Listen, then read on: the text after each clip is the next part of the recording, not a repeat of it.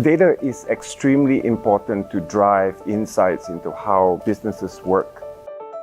My name is Terence Chu. I work in pre-sales in ISV with software partners that use SAP technology in their stack. From my experience and work with our partners, there are usually a couple of ways to access data or make data available to a data management platform. The first way is to load the data and transform the data as it makes its way from the source into a data management platform. The second way is to replicate the data as changes occur in a source database. And the third way is to perhaps virtualize the data, accessing the data only when it's needed and necessary for the question that is being asked. Usually these capabilities are provided for in a separate software platform. You have ETL tool, replication platform, as well as capabilities that some customers script to get access to this data. When you externalize these functions, you have to install software, you have to maintain that software, and oftentimes you have to learn